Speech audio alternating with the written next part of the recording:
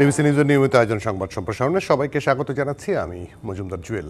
দিনে বাছাই করা সংবাদ এবং এরপর যে আলোচনা নিয়ে সংবাদ সম্প্রসারণে আজ অতিথি হিসেবে স্টুডিওতে আছেন দৈনিক সমকালের উপদেষ্টা সম্পাদক আবু সাইদ খান এবং সিনিয়র সাংবাদিক মাসুদ কামাল। দুজনকে স্বাগত জানাই আজকের সংবাদ সম্প্রসারণ। মাসুদ কামাল, যে ঘটনা ঘটে গেল এই ঘটনা আসলে নতুন নয়। এর আগে 3 বছর বয়সী শিশু ধর্ষণের শিকার হয়েছে এবং সর্বশেষ যে 8 বছরের শিশুটির কথা আমরা বলছি তাতে সারা দেশে একটা উত্তাল পরিস্থিতি তৈরি হয়েছে। এবং শুধু এই ধর্ষণের ঘটনা কি, গেল বেশ কিছুদিন ধরে নারীর প্রতি যে নির্যাতনের ঘটনা ঘটছে। গতকাল একদিনে বিশ্ব নারী দিবসে 9 জনের বেশি নারী ধর্ষণের শিকার হয়েছে। এই পরিস্থিতিতে আমরা গেলাম কেন, কিভাবে, বা আমাদের আইনের কোনো সমস্যা কি আছে? না, আইনের সমস্যা নাই। আমাদের এখানে আইন, ভালো ভালো আইন আছে। সমস্যাটা হলো আইন প্রয়োগের। আপনার আইন আছে, আইন আপনি প্রয়োগ করেন না, কাজ হবে না। এখন যে জিনিসটা হচ্ছে কি, যে একটা বড় পরিবর্তন তো হয়েছে সরকার পতনের মাধ্যমে, হাসিনা সরকারের পতনের মাধ্যমে। পরিবর্তন হওয়ার পর সাধারণ মানুষের মধ্যে এবং একটা বিশেষ গোষ্ঠীর মধ্যে একটা ধারণা হয়তো জন্ম নিয়েছে যে এটা কি মৌলবাদী চিন্তার একটা উত্থানের মতো একটা ঘটনা। এই ধরনের একটা ধারণা তৈরি হয়েছে অনেকের মধ্যে। অনেকে ভেবেছেন যে এখন বোধহয় আমাদের আর কেউ কিছু বলবে না। এই ভাবনাটা তারা আস্তে আস্তে আস্তে আস্তে টেস্ট করেছে। এই মানুষ দেখে না, একটু আগে টাচ করে দেখি কিছু হয় কিনা, কিছু তো হলো না, তাহলে আরো একটু উপরে টাচ করি, আরেকটু টাচ করি, এইভাবে অগ্রসর হয়েছে। একটার পরে একটা ঘটনা আপনারা ঘুরতে দিয়েছেন এবং দেখেও না দেখার ভান করেছেন, যেন তামাশা দেখেছেন আপনারা।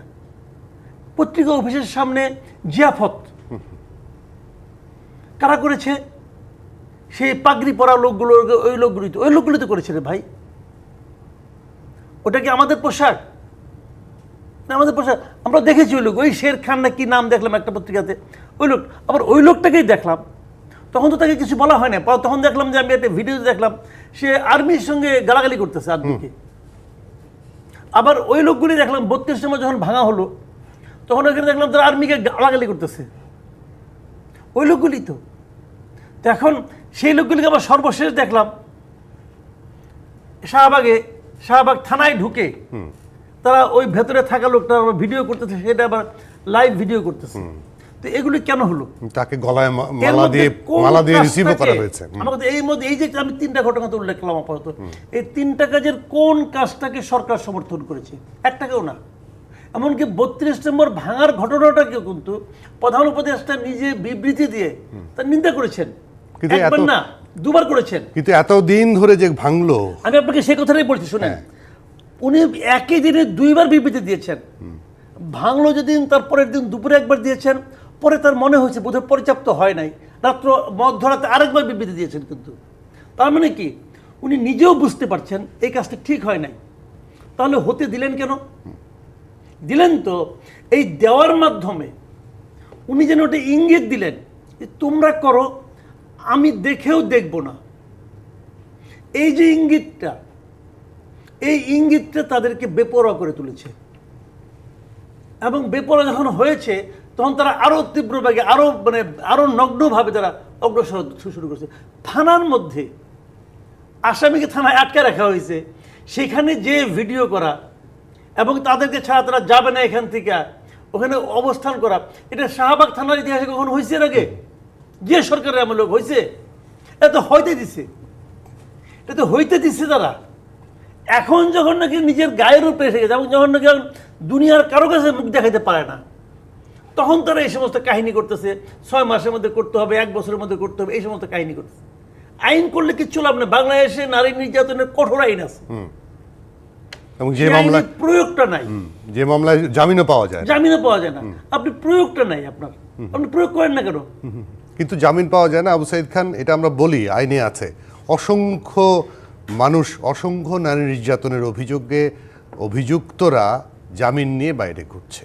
ধর্ষণের মামলার আসামি জামিন নিয়ে বাইরে ঘুরছে, কি করে সম্ভব? না, শুধু তাই না, আপনার এই যে ধর্ষণের মামলায় কয়টা সাজা হয়েছে, তো অসংখ্য ঘটনা, সেগুলো ধামাচাপা পড়ে আছে। এক ঘটনা আসে, আর একটা আসে, ওটা চাপা পড়ে যায়। তো অনেকগুলো, যে তনু হত্যা থেকে আরম্ভ করে বহুত হত্যা, যেটা ধর্ষণ করে যাকে হত্যা করা হয়েছে, এইসব আলামত থাকার পরেও এগুলো বিচার হয়নি। এবং একাধিক ঘটনা আছে।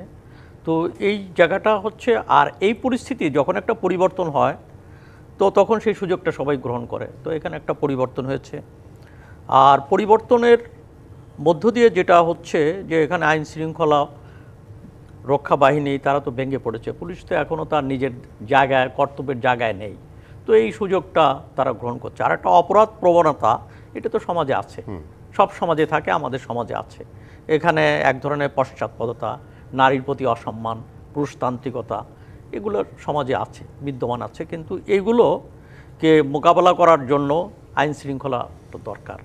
দুটো জিনিস দরকার, একটা হচ্ছে সাংস্কৃতিকভাবে পরিবর্তন দরকার, মূল্যবোধের পরিবর্তন দরকার। তো মূল্যবোধের পরিবর্তন তার হঠাৎ হয় না, এটা সময় সাপেক্ষ ব্যাপার। সেই জন্য আমাদের যেটা দরকার সেটা হচ্ছে আইন শৃঙ্খলা পরিস্থিতির উন্নয়ন। এখানে আইন শৃঙ্খলা রক্ষা বাহিনী তাদের পরিকর্মা হওয়া দরকার, তাদের ভূমিকা থাকা দরকার। সেই ভূমিকাটা থাকছে না।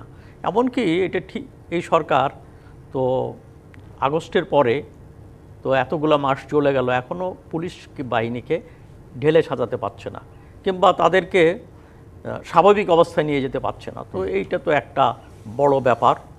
আর একটা হলো একের পর এক ঘটনা ঘটছে, তো সেই ঘটনার সঙ্গে অনেকে মনে করে যে সরকারের সঙ্গে সংশ্লিষ্ট কোনো মহল কিংবা কোনো অংশের এদের সাথে যোগাযোগ আছে। তো এই ধরনের ব্যাপারটা বাস্তবে সেটা আমরা মনে করি না। বাস্তবে সরকারের এর মধ্যে তো সেখানে বিবেক সম্পন্ন মানুষ আছে, সেখানে নারীর প্রতি সম্মান দেখানো মানুষই আছে। এটা নিয়ে আমি কোনো সংশয় প্রকাশ করি না। কিন্তু তাদের এই নীরবতা, তাদের এক ধরনের নির্লিপ্ততা, যেটা মানুষকে এক ধরনের উৎসাহিত করছে। এই ধরনের লোকগুলোকে আসলে দৃষ্টান্তমূলক শাস্তি দেওয়া উচিত ছিল। এদেরকে গ্রেপ্তার করা, আইন আদালতে নিয়ে যাওয়া, কিংবা এই যে ধরুন যে ফুলের মালা দিয়ে বরণ করে নিচ্ছে, কই, পুলিশ তো নির্বিকার মনে হচ্ছে। এবং আমরাও সেগুলো পত্রপত্রিকা ছাপা উচিত, এবং আমরা মিডিয়াও কিন্তু তার বক্তব্য প্রচার করছি। আমরা এই দায় ঠেকা, এই দায় তো আমাদেরকেও নিতে হবে। হ্যাঁ, প্রচার করছি, কিন্তু মিডিয়ার তো একটা থাকে চাপ সৃষ্টি করা সরকারের উপর। কিন্তু ভিউ সাংবাদিকতার নামে যে কাজটা করছি আমরা, যে অভিযুক্তের কথা বললেন আপনি, ফুলের মালা দিয়ে বরণ করে নেওয়ার পরে তার বক্তব্য আমরা মিডিয়াগুলোতে প্রচার করছি, সেটি কতটুকু যৌক্তিক বা কতটুকু বিবেক সম্প্রত? সেই প্রশ্ন তো আসতেই পারে। জি, আমি মাসুদ কামাল, একটা জিনিস যে আপনারা বললেন না যে সরকার সব কিছু করবে, সরকার সব কিছু, আইন আছে, আইনের প্রয়োগ, হ্যাঁ ঠিক আছে, আইনের মামলার বিচারের অনেক সময় লাগে। কিন্তু ধরেন যে মেয়েটি ধর্ষিত হলো, যে বাচ্চাটি, সেই বাচ্চাটি ঘরের ভিতরে তার বোনের স্বামী, বোনের শ্বশুর, বোনের মানে স্বামীর বড় ভাইয়ের মাধ্যমে, এই ঘর পর্যন্ত তো আমাদের মানে পুলিশ প্রশাসন ঢুকতে পারবে না। আবু সাইদ খান যেটা বললেন যে সাংস্কৃতিক বিপ্লব দরকার, মানে নিজের মৌলবিকতা বাড়ানো দরকার, কিন্তু সেটা কি করে বাড়বে? আপনি জানেন যে বেইলি রোডে একটা নাটকের উৎসবের আয়োজন করা হচ্ছিল, সেটি বন্ধ করে দেওয়া হচ্ছে এক ধরনের মব তৈরি করে, সরকারও কিছু করেনি। তাহলে কে করবে? না না না, আলটিমেটলি তো আপনি যেটা বললেন যে ঘরের মধ্যে থেকে যে সমস্যাগুলো হলো, ঘরের মধ্যে তো সরকার ঢুকবে না, কিন্তু সরকার ঢুকবে কীভাবে সেটা আমি বলি। যে সরকার ফিজিক্যালি সেখানে ঢুকবে না, বাট সরকার এমন একটা এনভায়রনমেন্ট ক্রিয়েট করবে যে ওই লোকগুলো জানবে যে এইটার শাস্তিটা কি, এবং সেই শাস্তিটা প্রয়োগ হতে তারা দেখবে, দেখে দেখে তারা শিখবে। ভয় পাবে। যে কাজগুলো এটা করেছিল তার স্বামীর বড় ভাই, স্বামীর বাবা, যারা যে কাজটা করেছিল, তারা কি একবারও ভেবেছিল করার সময় যে আমার কি করুণ পরিণতি হতে পারে? তারা কিন্তু ভাবেনি। কেন? তারা তো দেখেইনি। আমি মনে করি, দেখেন আমাদের সামাজিক মিডিয়ারও কিছু সমস্যা আছে। যেমন ধরেন এই যে ঘটনাটা ঘটলো, এই ঘটনাতে একদিন শাস্তি হবে না? যেই দিনই শাস্তিটা এক্সিকিউট করা হবে সেই দিন এটা নিয়ে একটা বড় নিউজ করা উচিত। আমরা করি কি, যখন ঘটনাটা ঘটে তখন করি, তার মধ্যে মশলা ঢুকাই, তার মধ্যে রোগে কিছু বিষয় ঢুকাই, যাতে নাকি মানুষ এই ধরনের কিছু বিকৃত লোকদের জন্য আমরা রসদ যোগাই। কিন্তু এইটা না, যেই দিন তার শাস্তিটা হবে সেই দিন পুরো ঘটনাটা বর্ণনা করে দেখানো উচিত যে পরিণতিটা কি হয়। তাহলে হয় কি, এই পরিণতিটা মানুষের মনের মধ্যে থাকে। যখন এটা থাকে তখন কিন্তু মানুষ ভয় পায় যে তাহলে আমারও এটা হবে, তাহলে আমারও এটা হবে। এদের কোনো শাস্তি কিন্তু কেউ দেখে গেল না। যখন দেখতেন, এখন আমরা কি করতেছি দেখেন, আমি ওই 2 দিন আগে দেখলাম গত 2 দিন ধরে আমি দেখতেছি ফেসবুকে বিভিন্ন অভিভাবকরা, বিভিন্ন সমাজের গুরুত্বপূর্ণ লোকদেরই দেখছি আমি। একজন সাবেক একজন আপনার এডিশনাল সেক্রেটারিকে দেখলাম, উনি বিশাল একটা পোস্ট দিয়েছেন। সেই পোস্টে উল্লেখ করেছেন যে আপনার মেয়েকে আপনি কিভাবে নিরাপদে রাখবেন। যদি আপনি বহুতল ভবনে থাকেন তাহলে লিফট দিয়ে একা একা তাকে নামতে দিবেন না, অমুক না তমুক। দেখেন সবাই কিন্তু আত্মরক্ষার কথা ভাবছে, ভীত সন্তুষ্ট। তো এই দেশটাকে একটা মানে এটাকে একটা জঙ্গল রাজ, এটা কি জঙ্গল যে এখানে অনেক বাঘ ভালুক আছে, আমাকে মানে এই হয়ে নিজের মানে বর্মটাকে ঠিক রেখে আমাকে হাঁটতে হবে? আমি দেখি জঙ্গল দেখতে চাই না। এটা তো একটা দেশ, একটা মানে মানে আপনি কি বলবো, আপনার একটা পার্কের মতো জায়গা থাকবে, মানুষ অবাধে সব জায়গায় ঘুরবে একদম, এবং সে নিঃসংক চিত্তে ঘুরবে। একটা নারী, তার মধ্যে আমি কি চিন্তা ঢুকাচ্ছি যে তুমি এইভাবে থাকো, তুমি এইভাবে নিজের হাত রাখো, হাঁটতে গেলে এটা করো, ওটা করো। আমি তাকে এটা কেন শিখাবো? আমরা আমাদের এই সমস্ত লোকরা, আমাদের সিরিয়াল লোক যারা আছেন, তারা কিন্তু এটা করতেছেন, কি করবেন, তারা তো বাধ্য হয়ে করতেছেন। কিন্তু রাষ্ট্রের উচিতটা কি? রাষ্ট্রের উচিত থেকে জানি জঙ্গলেও গাছ আছে, পার্কেও গাছ আছে, কিন্তু কিন্তু পার্কে পশু নাই। পার্কে তো পশু নাই। আমাদের রাষ্ট্রের উচিত সেই পশুগুলিকে আটকে রাখা, পশুগুলিকে তাদের বিরুদ্ধে শাস্তিমূলক ব্যবস্থা নেওয়া। সেই জায়গায় রাষ্ট্র পারছে না। কি কারণে পারছে না? তারা আবার অন্য একটা স্বার্থ দেখছে যে এইগুলি তো আমার কাজে লাগবে, এইগুলি তো আমাকে ভোট দেয়, এইগুলি তো আমার জন্য ভোট নিয়ে আসে, এইগুলিকে আমার জন্য জিন্দাবাদ বলে, অতএব তাদেরকেও চলতে দিতে হবে, এটা তারা ভাবে। এই জায়গাটাতে ঝামেলাটা হয়। কিন্তু এই যে আবু সাইদ খান, এই যে যাদের কথা ভাবছে ভোটের জন্য, এই সরকারের তো ভোটের চিন্তা করার দরকার নেই। তারা তো সরকারে দাঁড়াবে না, কোনো পলিটিক্যাল পার্টির সদস্য না, তাদের তো শক্ত হাতে দমন করার কথা ছিল। আজকে একজন উপদেষ্টা বলছেন এরকম মব তৈরি করা হলে কঠোর হতে বাধ্য হব। মানে 7 মাস পরেও সে কঠোর হতে বাধ্য হবেন আপনারা? কবে হবেন? কেন হয়নি এতদিন, কেন হয়নি সেটা তো গুরুত্বপূর্ণ প্রশ্ন। আর একটা হচ্ছে যে এই সরকার ভোটে দাঁড়াবে না, কিংবা এই সরকারে যারা ভোটে দাঁড়াবে তাদের লোক নেই, এমনটা না। এই সরকারের ভিতর অনেকেই ধারণা করে যে এই সরকারেরও একটা রাজনীতি আছে।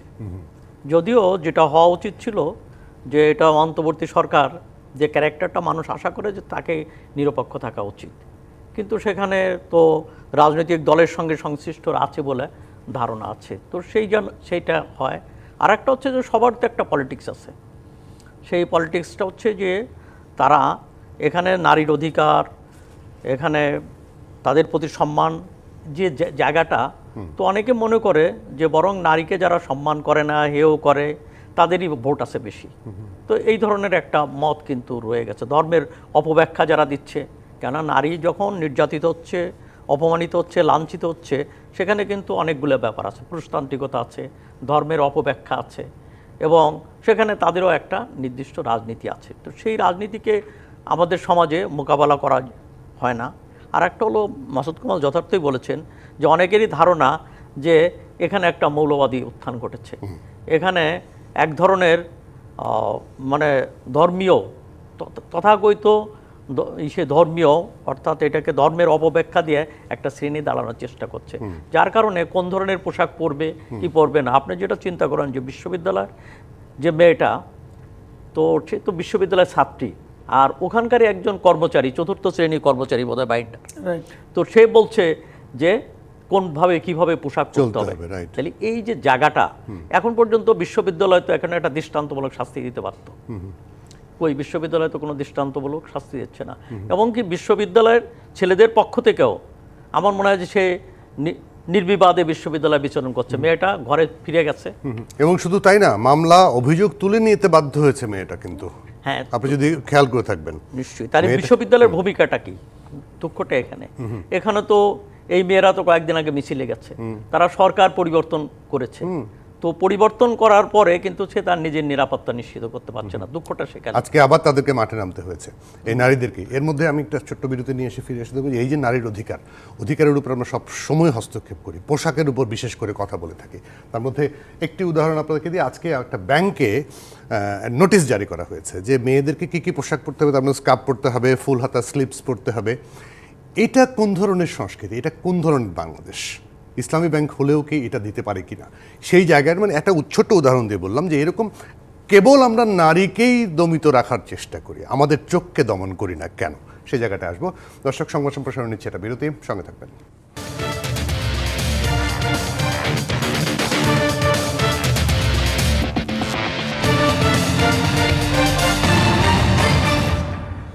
বিরতির পর আবারও স্বাগত সংবাদ সম্প্রসারণে। আমাদের সঙ্গে স্টুডিওতে আছেন দৈনিক সমকালের উপদেষ্টা সম্পাদক আবু সাইদ খান এবং সিনিয়র সাংবাদিক মাসুদ কামাল। দুজনকে আবারও স্বাগত সংবাদ সম্প্রসারণ। যে প্রশ্নটি করে গিয়েছিলাম মাসুদ কামাল, এই যে নারীকে দমিত করা, দমন করার যে প্রবণতা আমাদের সমাজে রয়েছে, সেখানে এখনকার যে ঘটনাগুলো ঘটছে এগুলো আরও ফ্লারিশ করছে, সেটি কি সুযোগ বুঝে কোপ মারা নাকি অন্য কোনো কিছু?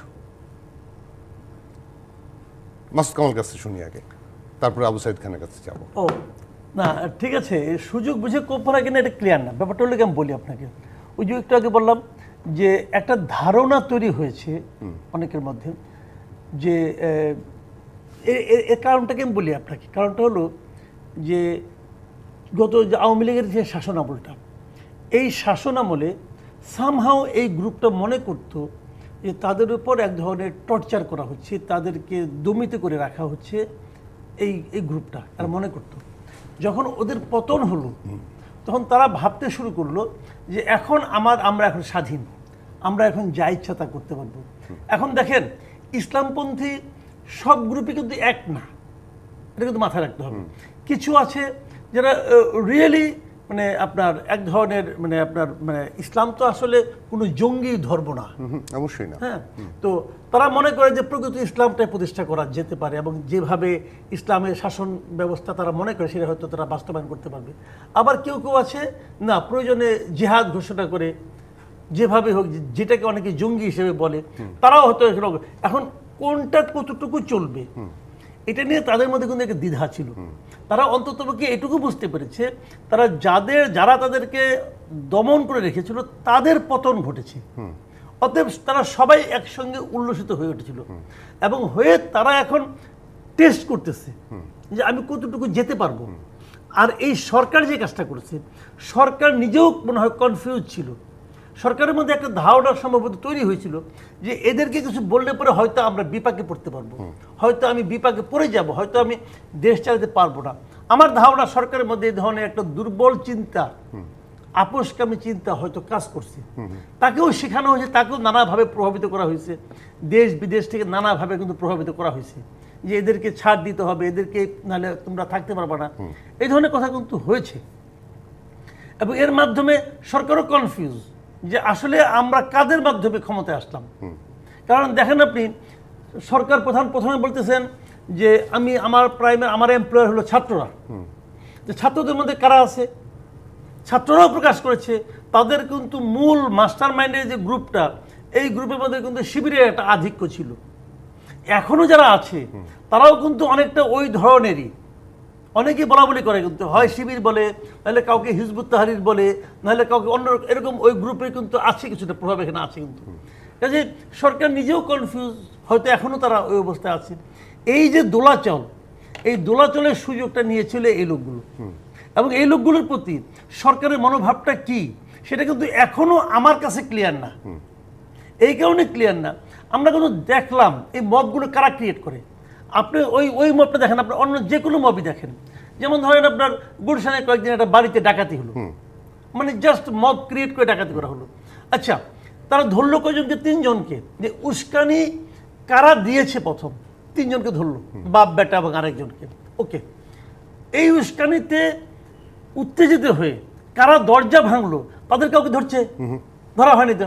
অথচ আপনি যদি বাংলাদেশের মোটামুটি 2-3টা টেলিভিশনের ফুটেজ কালেকশন করেন, আপনি প্রত্যেকটা লোকের চেহারা ওখানে পাবেন। এই লোকগুলিকে ধরে না কেন? আপনি আমাকে উস্কানি দিলেন যে সাইদ ব্যাগে ধরে আপনি একটা মার দেন, আমি মেরে দিলাম ওনাকে, শাস্তি আপনার হবে, কিন্তু আগে তো হবে আমার, আমি মারলাম কেন রে ভাই?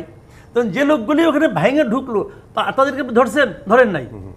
যে লোকগুলো থানার মধ্যে ঢুকলো, যে লোকগুলো থানার সামনে অবস্থা, তাদের প্রত্যেকটা লোক কিন্তু আইন রক্ষাকারী বাহিনীকে বাধাগ্রস্ত করছে। অবশ্যই।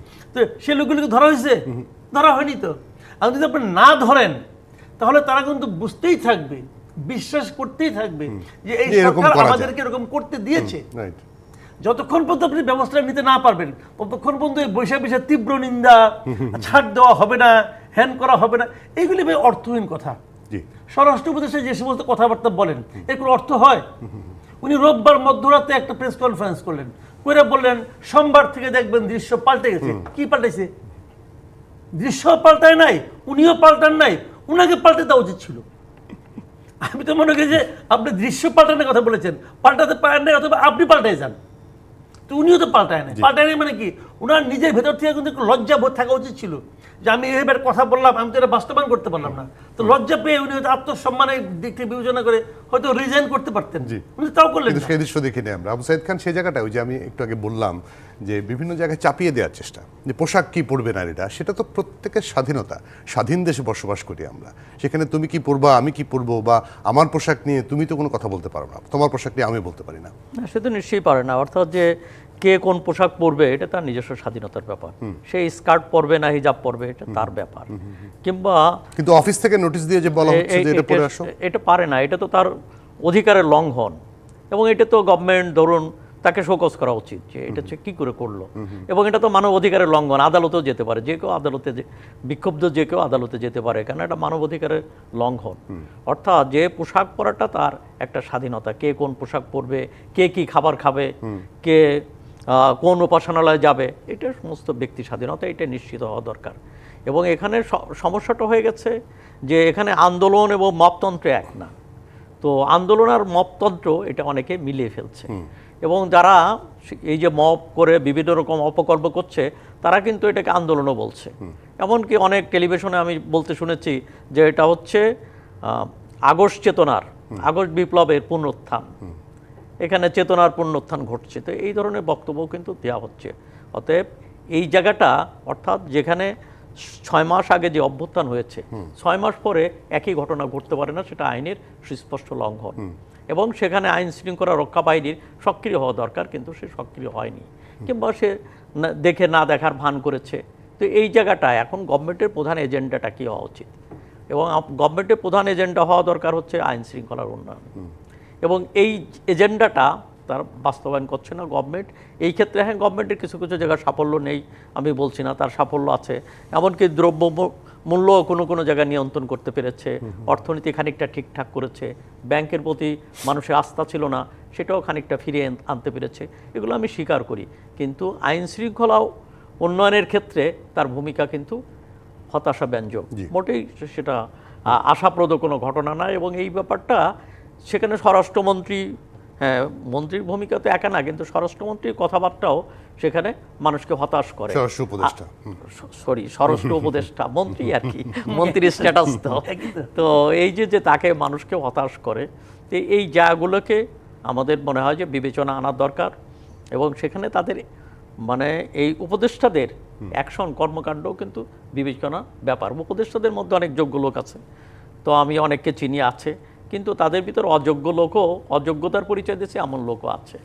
তো তাদেরকে যোগ্যতার পরিচয় দিতে হবে, কেননা এখানে আইন ব্যক্তি তো তারা ব্যক্তি না, তারা তো প্রতিষ্ঠান। এই প্রতিষ্ঠান কি অ্যাক্ট করে, কোন ধরনের আচরণ করে, সেটা ওই প্রধান ব্যক্তির আচরণে কিন্তু সেটা প্রতিভাত হয়।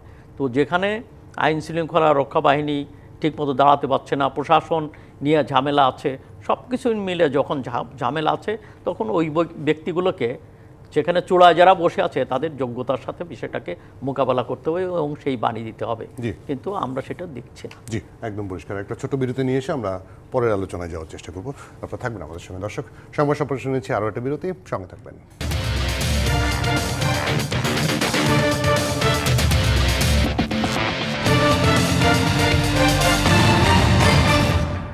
বিরতির পর আবারও স্বাগত সংবাদ সম্প্রসারণে। স্টুডিওতে আছেন মাসুদ কামাল এবং আবু সাইদ খান, দুজনকে আবারও স্বাগত। মাসুদ কামাল, নতুন রাজনৈতিক দলের নিবন্ধন শুরু হচ্ছে আগামীকাল থেকে, গণশুনানি, এবং এর মধ্যে বেশ কিছু দল নিশ্চয়ই নিবন্ধন নেবে।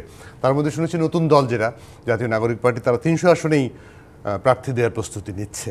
আপনার বিশ্লেষণ একটু শুনি। না, এটা তো খুব ভালো।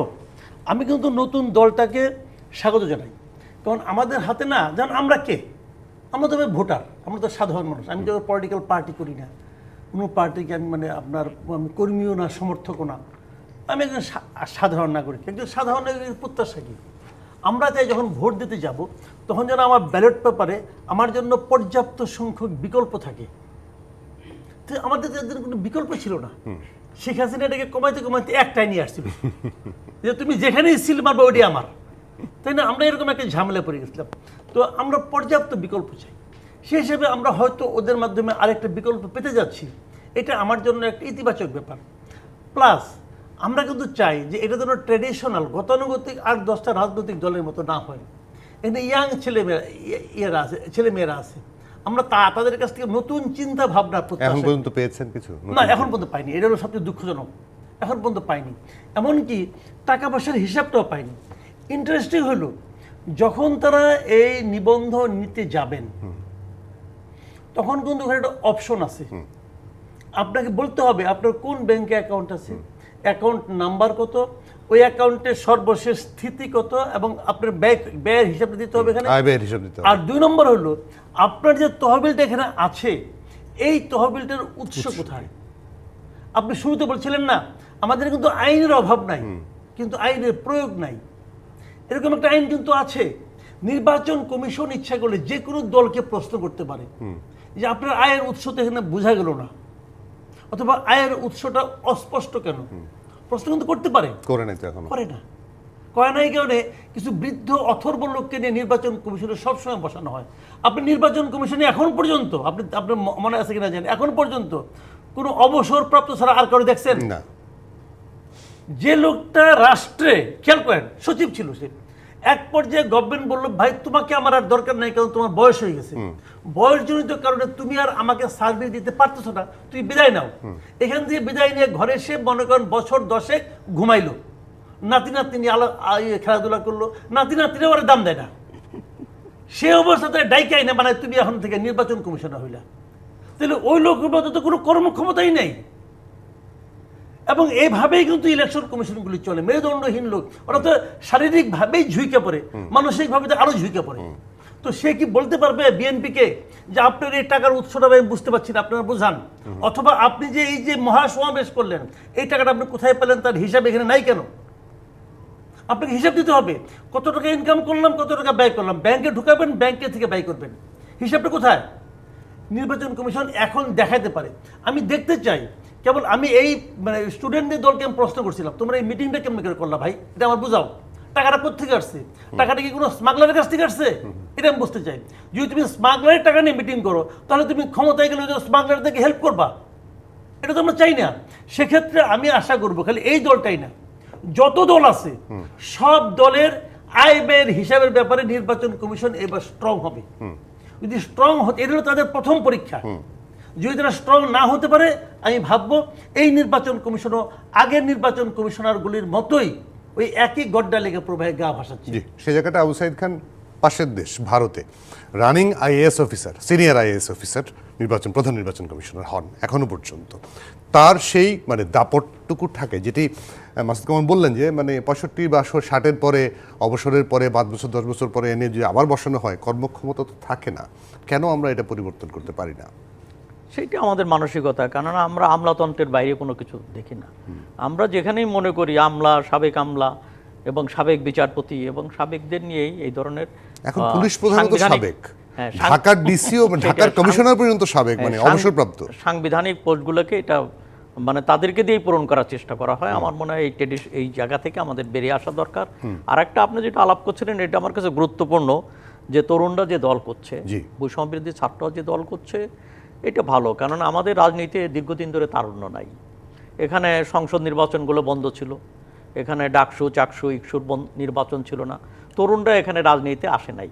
এবং আমরা স্বাধীনতোত্তর কালে কিংবা তারও আগে যে তরুণদের প্রাধান্য দেখেছি, আমরা দীর্ঘদিন ধরে তরুণরা রাজনীতিতে নেই। সেখানে ব্যবসায়ী সহ বিভিন্ন পেশাজীবীরা, ব্যবসায়ী, সাবেক আমলা, সাবেকরাও ওখানে পলিটিক্সেও কিন্তু সাবেক আমলা, ব্যবসায়ী এদেরই প্রাধান্য বিস্তার করেছিল।